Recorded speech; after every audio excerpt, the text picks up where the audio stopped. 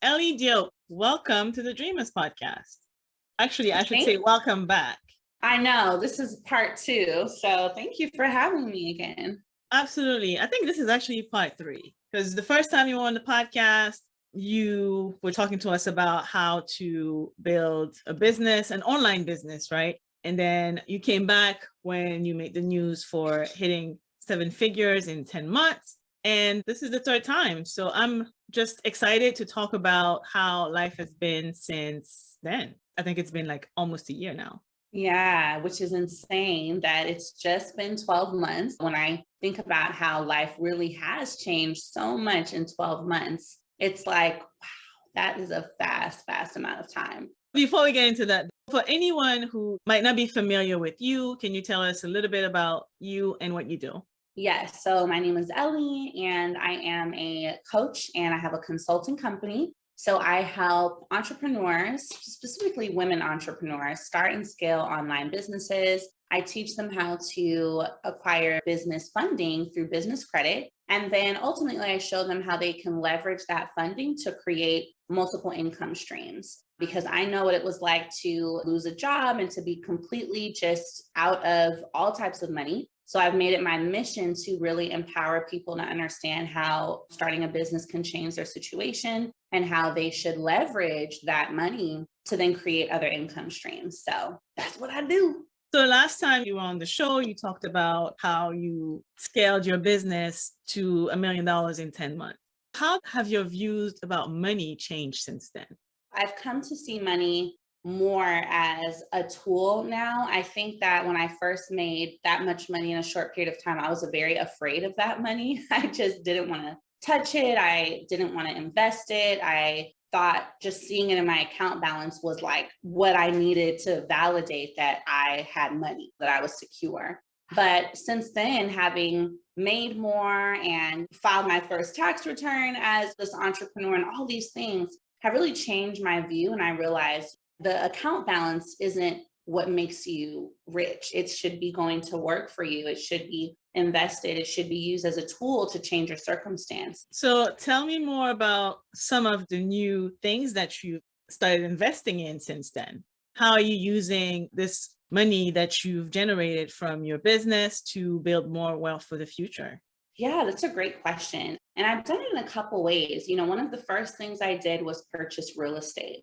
So when I realized that, okay, this money is really not doing anything sitting in my account, I think I got an interest payment of like $1.50. And I was like, okay, this is actually disrespectful. So I need to do something here because that wasn't adding up. So one of the first things I did was purchase real estate. I bought a single family home and I bought a duplex, which had always been a goal of mine.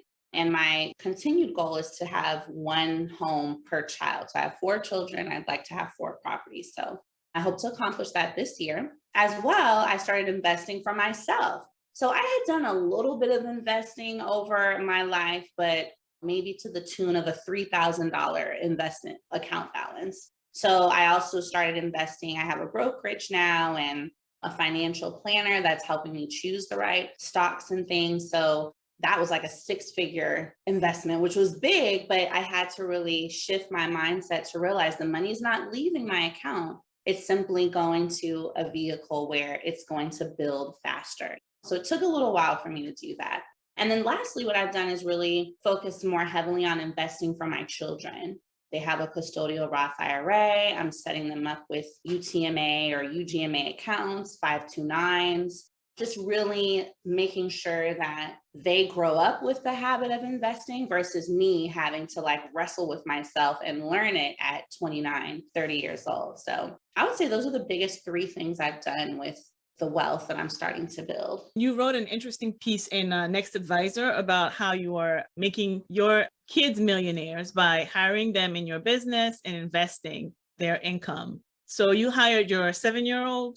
I did. I hired my 7-year-old and I also did hire my 5-year-old. So, he just turned 8 yesterday, actually, but I hired them both and I'm making sure that I document what they do for me. So being that they're so young, there's really only so much they can do, such as clean up the office, organize. My son will take pictures of me. So we do a little content creation. but I really make sure to make them a part of the business. And that piece that I wrote, the goal was to show other moms and parents how they can do the same thing with their kids and their business. Even if you're just starting with paying them $200 a month, you can invest up to $6,000 into a custodial Roth IRA for them. And doing that every year from age 5, 6, or 7 up through 30, that will be a 6 or 7 figure account balance. And just that guarantee, that knowing that that's possible is extremely exciting and validating. And I think it's very powerful for every parent to know that they can really change the wealth circumstance of their children and future grandchildren by simple decisions and steps we start taking right now. It's amazing how just even hundreds of dollars invested consistently will compound over time and create wealth. And I talk about the Roth IRA all the time because, I mean, for kids, the custodial Roth IRA account, it's such a great hack because whatever you put in there, it's not only going to compound over time, but it's going to grow and it's going to be tax free for your kid. Yeah. So imagine just being able to hand over a 6-figure, 7-figure balance to them without them having to pay taxes. Is just an amazing wealth hack. And like you said, you don't have to put in thousands of dollars a month to get there. You just have to be consistent, put a few $100s and just keep going. Yeah. Consistency really is the cheat code. And since starting to do this, I've always wanted to be able to invest for my kids or have my kids have a great financial situation. But prior to starting my business, I just didn't know how. I thought that it was only possible if you were already wealthy or if you already had just spare money. And it's since made me really passionate about showing moms that this is something you can do, even if you make $40,000 a year, $50,000 a year. It's not about how much you have, but it's about how consistent you are with what you have. And I just feel like all parents, from the moment we give birth to these children, my idea is I would love for, we get a packet on, get a car seat, breastfeeding, all these different things. In that packet should be a whole financial literacy and business section, which tells the mom or the parents, hey, in addition to the car seat, here's how you open up this account. It should just be normalized. And I don't understand why it's not, but that's a new goal I've added to my list, is to figure out how to change that programming where pre-birth and after birth, you're not just inundated with baby stuff, but also with financial knowledge on how you can set your kids up. So something I like to talk about all the time too is, all right, so building the balance for your kids and passing down wealth is great, but how are we preparing them to receive it? What do you do? I know your kids are still young, but what do you do now to teach them about money? And as you're investing for them, what kind of lesson are they learning? What I try to do with my kids, especially being that I work a lot, I travel a lot, is I try to show them how the way I work hard and the way they work hard in my business, money is the reward for that. And then when they make their couple $100s or whatever it is, taking them to the store like a Target or Ross, and then allowing them to choose something to buy themselves. And it's their decision. It came from their money. They need to have enough in their account to buy it. And that's why I love Greenlight so much, because they get their little debit card. So that's one of the ways that I make them understand how hard work equates to money, which equates to you being able to get the things you want within reason, right? I always tell them you don't want to spend everything, because then in 2 weeks or a month, if you want to get something else, you're not going to have any money. So you want to manage it. I mean, they're young, so I think it's resonating. I hope so. But I plan to introduce more complex concepts as they get a little older, and then show them their investment account and make them understand the importance of saving and et cetera. But I think starting there makes them understand why I work so hard and why I'm always gone, because mommy is working to make money to take care of you. And then you all are working to make money to buy, Elsa dolls. So, and Roblox toys and all these things. Yeah, I think, again, the key is just consistency, right? If you keep sharing this with them and teaching them along the way, then hopefully not necessarily all of it, but most of it is right. Right?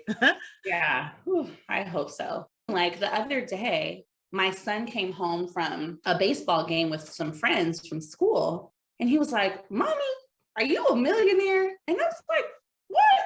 He was like, well, that's what they were talking about in the car because Michael,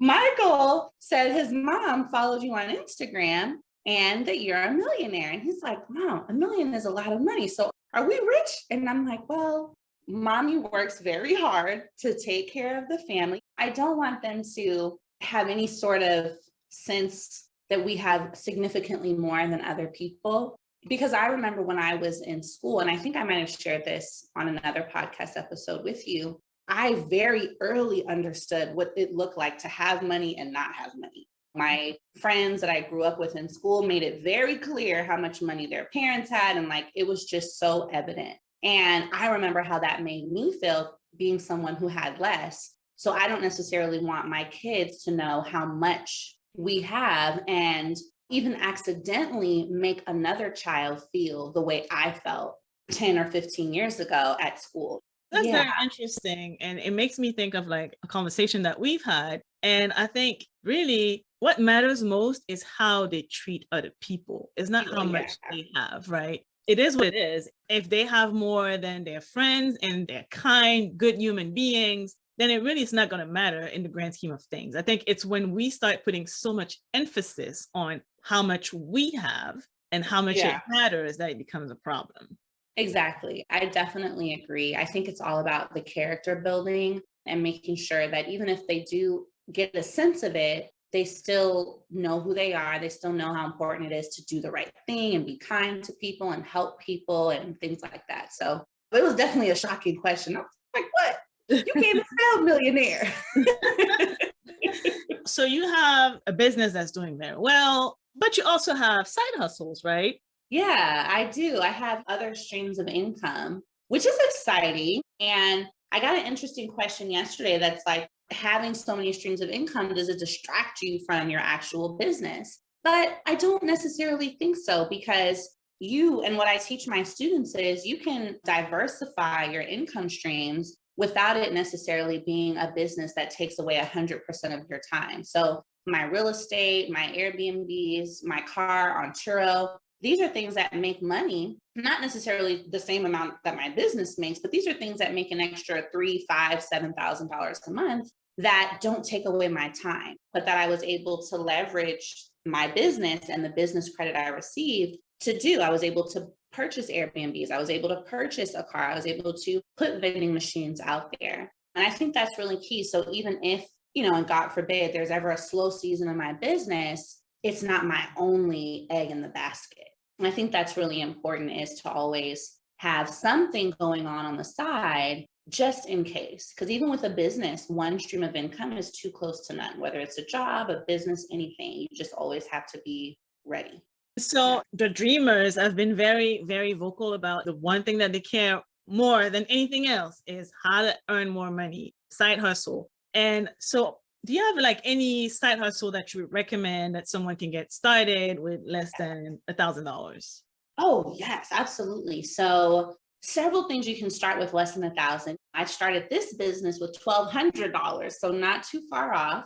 And these are some things, for example, online. So you can start selling physical products through drop shipping, which is essentially where you're just the middleman between the supplier and the customer. And these can be things like mugs, notebooks, shirts. I mean, just so many different things that you can start selling with really no money out of your pocket, except for whatever it costs to design a website. That's one great option that a lot of my students have done. As well, a vending machine. Vending machines cost anywhere from $1,000 to maybe $1,500. That can be something that you start finding a location near you, like an apartment complex or a school, a hotel. These are great places where you're going to get a lot of traffic to start earning money. I would also say digital products, taking what you know how to do, your skills, whatever you're doing in your 9 to 5, any accomplishments you've achieved in your own life, and packaging that up and monetizing it.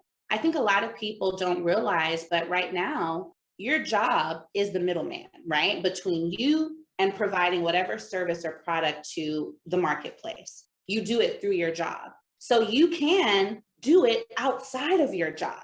because people still need whatever that service or product is, but you can decide to just give it directly to that consumer without necessarily going through the middleman of a job. And I think when people see it that way, they realize, wow, there is a demand for my skill set, for my knowledge, for my expertise. I just need to package it up and provide it to them. And now I keep the lion's share of the income versus only being paid what my job says I deserve to be paid. And so that's what I did when I started my business. I didn't have any particular skills in terms of coding or website design, but I did know a lot about business, having worked in a startup and for American Express. And so I said, okay, what I did was valuable for those companies. So I'm sure it's going to be valuable to an individual business owner. I just need to get them to notice me and to find me. And that was through digital products. So that costs much less than $1,000 and you can monetize yourself.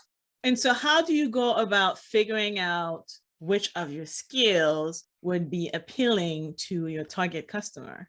So I always advise my students, especially in my signature program, to make a list. So you start by making a list of what do you know how to do? What are your hobbies? What are your interests? What transformations have you experienced? What achievements or accomplishments have you experienced? And so you've got this list of maybe 10 or 12 things, depending on what you decide to write down. Then you want to look at, of those 10 or 12 things, what 3 or 4 could you really see yourself being most interested in and really consistently show up for every single day? Then from that list, you want to start doing market research. So you can go to websites like Glassdoor. You can look on websites like answerthepublic.com. You can go on Reddit or Quora. You want to get a sense of what kinds of questions are people asking about this particular topic. So let's say it's yoga or Pilates. What types of questions are people asking about this? What's the content that's already being produced around this? What are the offers or the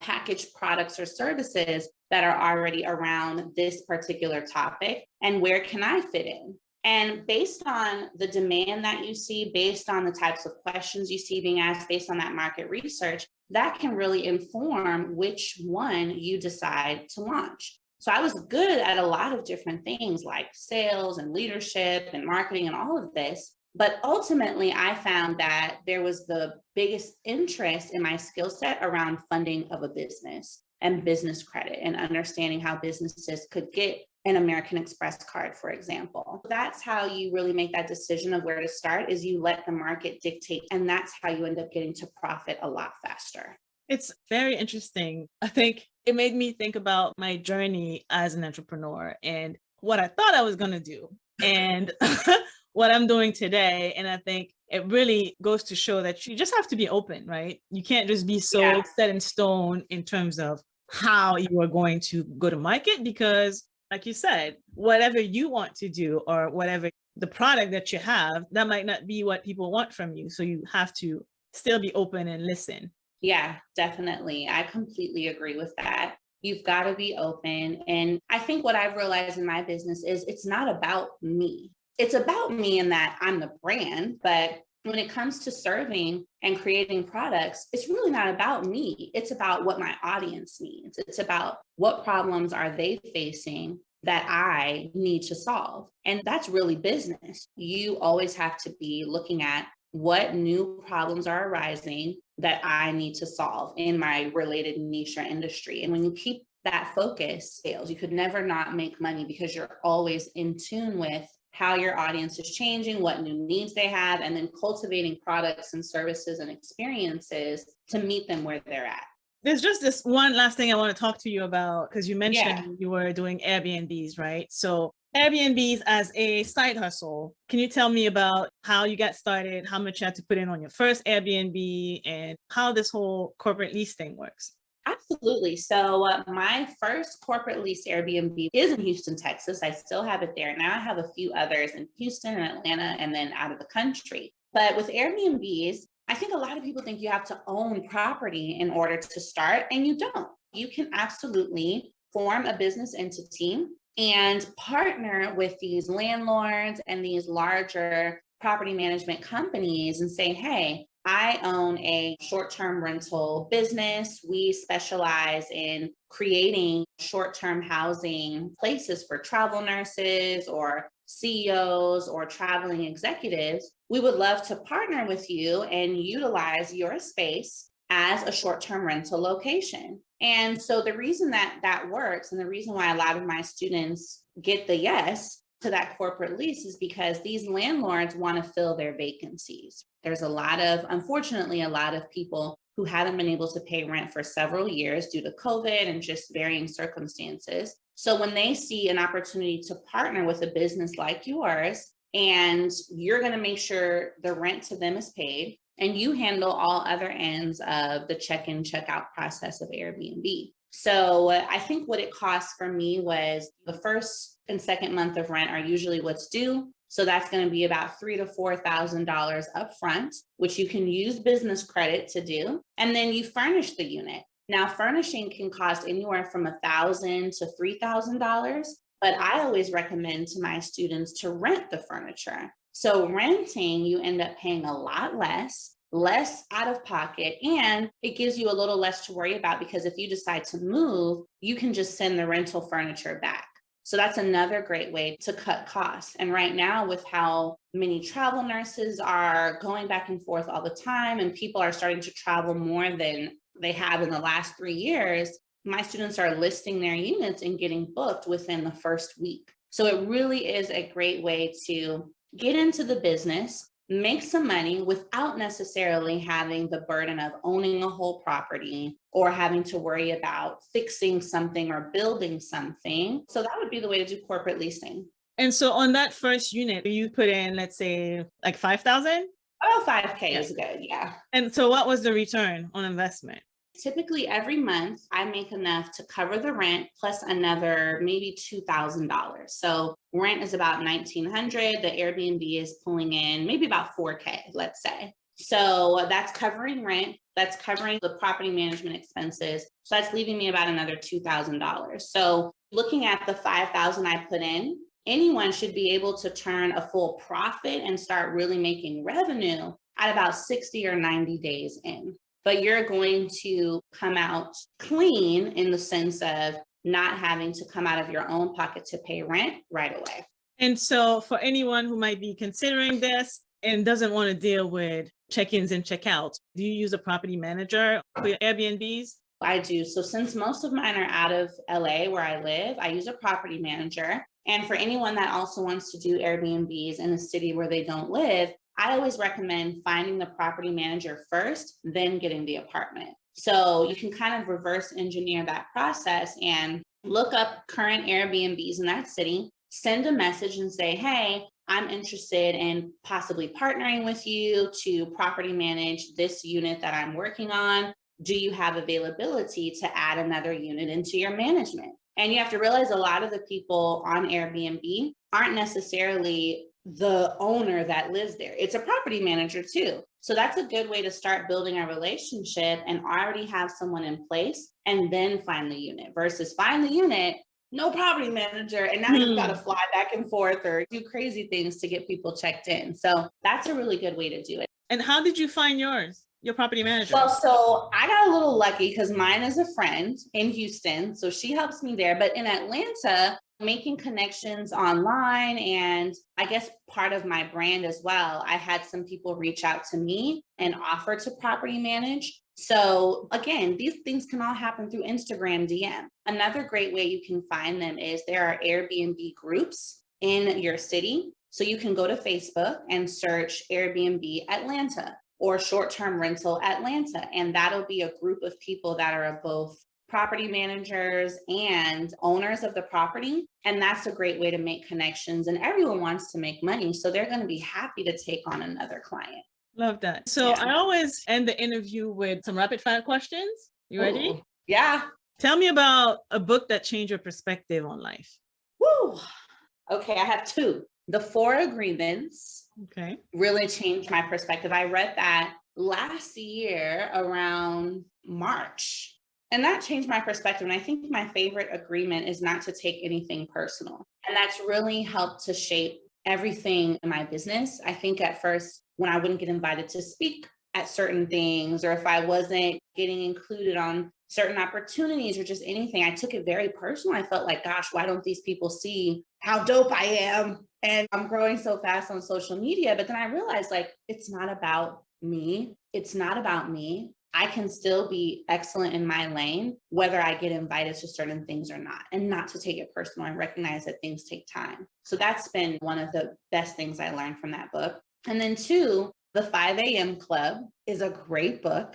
So that book has been great because of the fact that it talks about the importance of waking up early, but more so, it really talks about the importance of creating a routine in your mornings and owning that time, because psychologically, whatever you think about or introduce to yourself in the first 20 minutes of waking up really sets the tone for the whole day.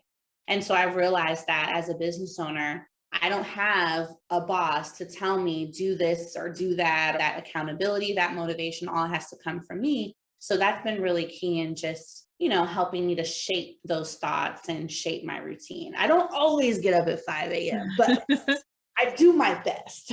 Well, that's definitely the same book you shared your first interview. And so it's a great one. I've read it again since then. Tell me something about money you wish you could. Actually, I'm going to do this differently since you've been here a couple of times. Tell me something about money you wish you could tell yourself a year ago. Something about money I wish I could tell myself a year ago. Put it to work. Put it to work faster. Don't let it sit in your bank account. Matter of fact, take it out of your bank account and put it to work. I wish I would have told myself that a year ago. Yes. What's the best investment in yourself you've made so far?